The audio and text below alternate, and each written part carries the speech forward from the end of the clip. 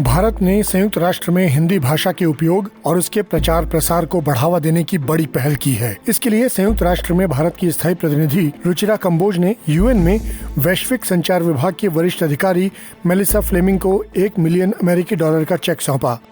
रुचिरा कंबोज ने ट्वीट करके बताया कि भारत सरकार हिंदी के उपयोग को बढ़ावा देने के लिए संयुक्त राष्ट्र में महत्वपूर्ण स्वैच्छिक योगदान करके खुश है। हिंदी भाषा में संवाद और समझ को बढ़ावा देने की दिशा में ये एक महत्वपूर्ण कदम है। रुचिरा कंबोज ने यह भी कहा कि हिंदी भाषा में समाचार और मल्टीमीडिया सामग्री को मुख्य धारा में लाने और एकीकृत करने के संयुक्त राष्ट्र के प्रयासों की भारत और उन देशों में सराहना की गई है जहां हिंदी भाषी आबादी रहती है। मेलिसा फ्लेमिंग ने भी ट्वीट किया।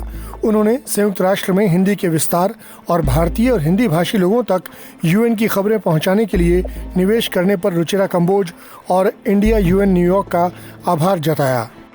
संयुक्त राष्ट्र के जन सूचना विभाग के सहयोग से हिंदी एट यूएन परियोजना 2018 में शुरू की गई थी। जून 2022 में संयुक्त राष्ट्र महासभा में हिंदी को भी शामिल कर लिया गया था। उससे पहले केवल 6 अंतर्राष्ट्रीय भाषाएं ही इस्तेमाल की जाती थीं। एक प्रेस विज्ञप्ति में यह भी बताया गया कि संयुक्त राष्ट्र के समाचार इंटरनेट साइट पर भी उपलब्ध हैं, जहां हर साल करीब 1000 पोस्ट प्रकाशित होती हैं। 1.3 मिलियन वार्षिक इंप्रेशन के साथ यूएन की news website internet search engine में शीर्ष 10 में शामिल है। इसके अलावा ट्विटर पर 50,000, इंस्टाग्राम पर 29,000 और फेसबुक पर 15,000 से ज्यादा फॉलोअर्स हैं। यानी संयुक्त राष्ट्र के जरिए भी हिंदी का प्रचार और प्रभाव बढ़ता जा रहा है। इस वीडियो पर आपकी प्रतिक्रिया कमेंट सेक्शन में दें और सब्सक्राइब करें आज तक।